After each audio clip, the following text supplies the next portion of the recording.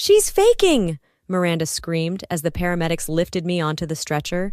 She does this for attention! Don't believe her! Ma'am, her blood pressure is 70/40, the EMT said curtly. She's severely malnourished. This isn't fake. But I feed her. Tell them, Harold. Tell them I feed her. My father stood silent, watching his 17-year-old daughter get wheeled out on a stretcher, too cowardly to admit what he'd let happen in his own home. I collapsed from malnutrition because my stepmom fed my portions to her children for months. Hi, I'm Perdita. Today I'm going to tell you my story. But before I continue, please like, share, and subscribe to hear more stories like this. People always ask me how it happened. How does a teenager in suburban America, in a middle-class home with 2 working parents, end up hospitalized for malnutrition? How does someone slowly starve while living in a house full of food? The answer is simple. When the person controlling the food wants you gone, and everyone else is too blind or scared to stop them. It started when I was 15. My mom had died 3 years earlier from cancer, a long, brutal battle that left Dad and me clinging to each other like survivors of a shipwreck. We were doing okay, just the 2 of us. Not great, but okay. Then he met Miranda at some work function, and suddenly our quiet grief was invaded by this whirlwind of blonde hair and false sympathy. "You poor thing," she cooed at me during their 3rd date, which he'd ambushed me with at a restaurant. Growing up without a mother figure? Well, that's about to change. "I don't need a mother figure," I said politely. "I had a mother. She died." The warmth in her eyes flickered off like a switch. "Of course, I just meant female guidance." "I'm good, thanks." Dad kicked me under the table. "Perdita's still adjusting," he apologized. "It's been hard." "Oh, I understand completely," Miranda said, but her smile had teeth now. 6 months later, they were married. 6 months after that, Miranda moved in with her 2 kids, Brandon, 12, and Kylie, 10. Suddenly, our 4-bedroom house felt cramped, and guess who had to give up their room? "It's just temporarily," Dad promised as we moved my stuff to the converted attic. "The boys need space and Kylie needs her own room." "I had my own room," I pointed out. "Don't be selfish, Purdy. They're your siblings now." "Siblings.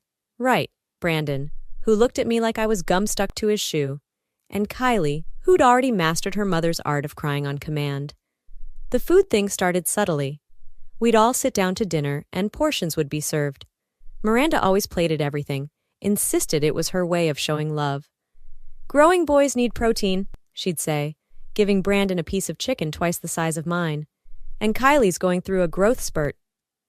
My plate would have half a chicken breast, a tiny scoop of rice, maybe 3 green beans. "You're naturally thin," Miranda would say when I looked at my plate. "Lucky you, I'm helping you maintain that figure." "I'm hungry," I said once. "Teenage girls always think they're hungry. It's actually thirst. Have some water." Dad said nothing. He never said anything anymore. Miranda had trained him well.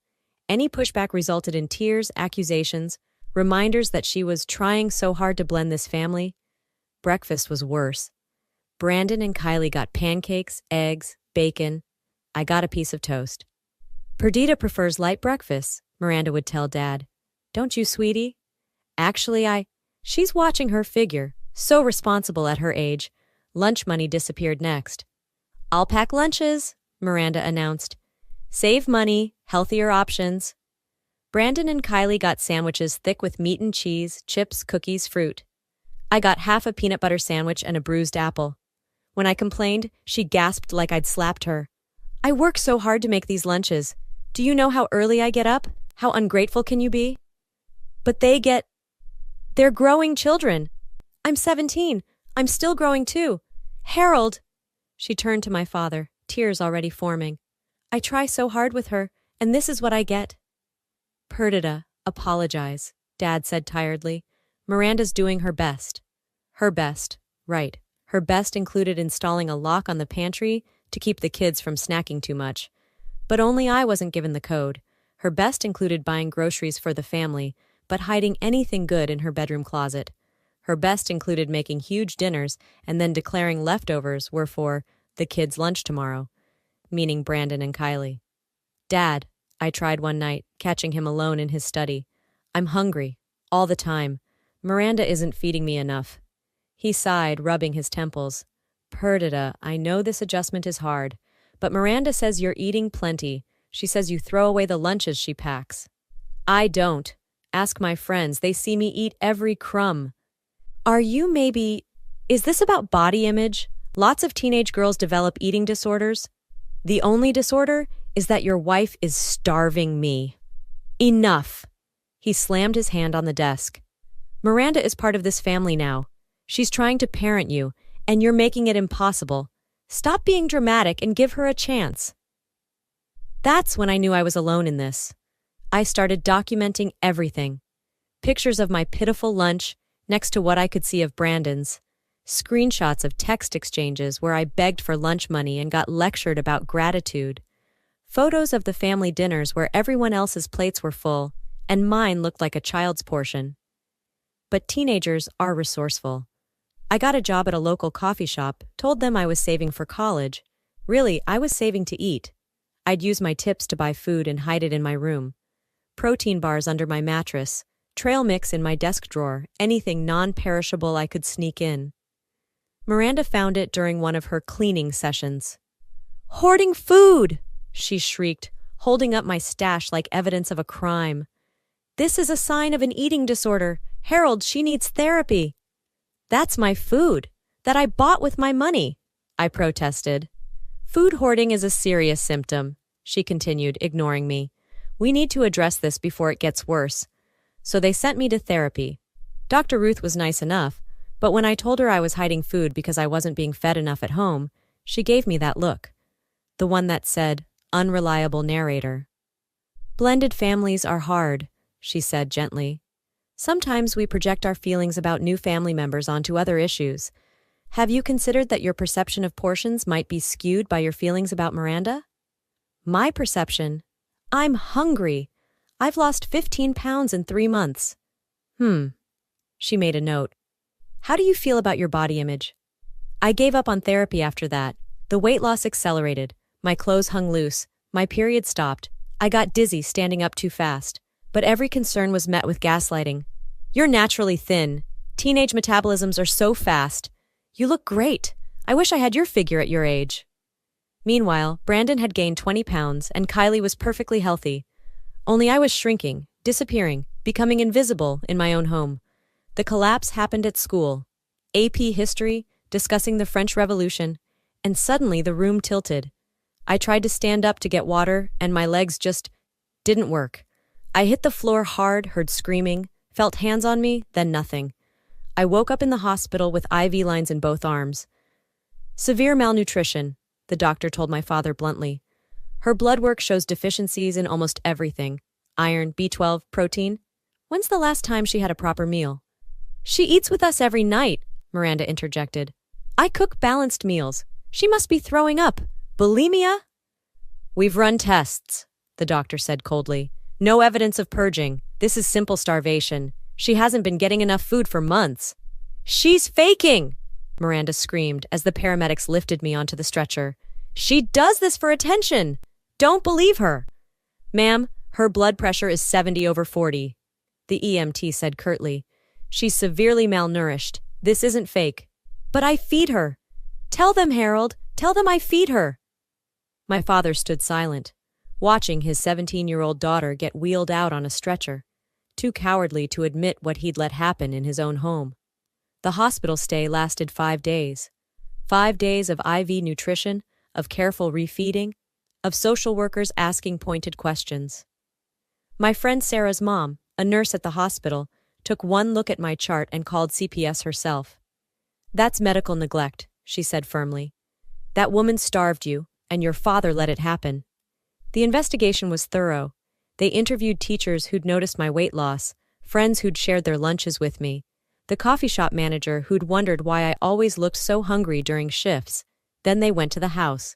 Fully stocked pantry, the social worker noted. But locked. Only the adults have the code. For the children's health, Miranda protested. To prevent overeating. Yet Perdita, who's 17, doesn't have access. She has food issues. We were addressing them. By starving her? They found Brandon's lunch from that day, a massive sub sandwich, 2 bags of chips, cookies, a sports drink. They found the receipt showing Miranda had bought 1 lunch portion from the deli but charged the credit card for 4. "Where's Perdita's lunch?" the social worker asked. She must have thrown it away. She does that every day while losing dangerous amounts of weight. The final nail was my documentation. Months of photos, texts, desperate attempts to tell someone what was happening. The social worker's face got grimmer with each image. "This is systematic abuse," she concluded. "This child was deliberately denied food while living in a house of plenty." Criminal charges were filed: child abuse, neglect, endangerment. Miranda did what she did best: cried and played victim. I was trying to help her. She had an eating disorder. I was saving her from herself. "By giving her portions smaller than what you fed your 10-year-old? The prosecutor asked. "By locking the pantry? By taking her lunch money?" The trial was brutal. Every teacher who'd noticed my decline testified. The nurse who'd admitted me described my condition in clinical detail. My documentation was entered into evidence. But the worst was when Brandon took the stand. "My mom said Perdita didn't need as much food," he admitted quietly. "Said she was trying to steal attention by being skinny. Mom wanted her to get sick enough that her dad would send her to boarding school." The courtroom went silent. "She said that," the prosecutor prompted gently. "All the time. Said once Perdita was gone, we'd be a real family. Said she was being smart about it, making her sick slowly so no one would notice." Kylie, younger but equally damaging, corroborated. "Mommy said Perdita was mean for taking Daddy away from us. Said if she got sick enough, she'd have to go live somewhere else." Miranda got 3 years. 3 years for systematically starving a teenager in her care. She sobbed at sentencing, still claiming she was just trying to help, that I was manipulative, that this was all a misunderstanding. Dad wasn't charged, but he lost custody anyway. The court decided that anyone who could watch his child waste away and do nothing wasn't fit to parent. I went to live with Sarah's family while I finished high school. They fed me 3 meals a day plus snacks, marveling at how grateful I was for basic sustenance. "No one should thank you for feeding them," Sarah's mom said, tears in her eyes. "That's not kindness, that's basic human decency." The recovery took months. Not just physically, though learning to eat normally again was hard. My body had gone into starvation mode, hoarded every calorie. But mentally? Learning that I deserved food, that hunger wasn't punishment, that eating wasn't selfish, that took longer. I graduated high school on time, went to college, became a nutritionist. Ironic, maybe, but I specialized in helping abuse survivors relearn their relationships with food. You'd be surprised how many people have stories like mine. Food used as a weapon, starvation disguised as concern. Miranda served 18 months of her 3-year sentence. Got out on good behavior, of course. Last I heard, she'd remarried. Some poor guy with 2 kids of his own. I wanted to warn him, but my therapist advised against it. "You can't save everyone," she said. "Focus on saving yourself." Dad tried to reconnect after I turned 18. Showed up at my dorm with flowers and apologies. "I didn't know," he said. "I swear I didn't know how bad it was. You knew I was hungry. You knew I was losing weight. You knew I was begging for help. I thought," Miranda said, "you thought your new wife mattered more than your daughter. You chose her comfort over my survival." "Perdita, please, you're all I have left." "No," I said firmly. "You had me. You threw me away for her. Now you have exactly what you chose. Nothing." I haven't seen him since. Sometimes guilt nibbles at me, whispers that maybe I'm too harsh. Then I remember lying in that hospital bed, 90 pounds at 5'5", being told I was days away from organ failure. I remember begging for food in my own home. I remember my father's silence while I starved. Brandon reached out last year. He's 21 now, in college, free from Miranda since the state removed both kids after her conviction. "I'm sorry," he said over coffee. "I knew what she was doing. I should have said something sooner." "You were 12, I reminded him. "A kid being manipulated by his mother? Still, watching you get sicker every day, I'll never forgive myself." "Then don't do what your mother did. Don't make this about you. You were a victim too, just differently." We talk occasionally now. He's in therapy, working through his own issues about food and family. Turns out Miranda's treatment of me was just the visible part of her dysfunction. She'd controlled her own kids through food too, Brandon with overfeeding to keep him docile, Kylie with treats as rewards for loyalty. Food was her weapon, he said once. She just used it differently on each of us. That's the thing about abusers. They're creative. Miranda couldn't hit me, couldn't leave visible bruises, but she could control every bite that went into my mouth. She could watch me shrink and pretend it was concern. She could starve me in plain sight while everyone applauded her healthy dinners. 5 years later, I'm healthy. I eat when I'm hungry, stop when I'm full. I don't hoard food anymore, don't panic at locked pantries. My body has forgiven the months of starvation mostly. I'll always have some health issues, bone density problems, vitamin deficiencies that require monitoring.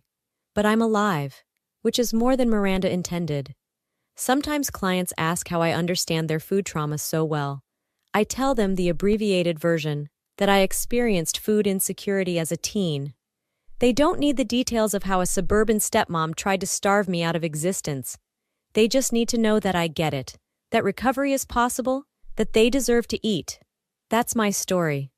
A stepmother who saw me as competition for my father's attention and tried to make me disappear. A father too weak and self-absorbed to protect his own child. A house full of food where I slowly starved.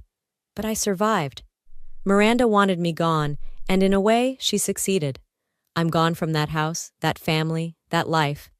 But I'm here, healthy, helping others recover from similar traumas.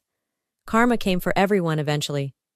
Miranda got her criminal record and lost her children. Dad got his empty house and guilty conscience. Brandon and Kylie got therapy and distance from their toxic mother. And me? I got my life back, one meal at a time. So here's my question. If someone was slowly poisoning you and everyone around you kept insisting they were helping, would you have the strength to keep asking for help? Or would you do what I almost did, quietly disappear into nothing?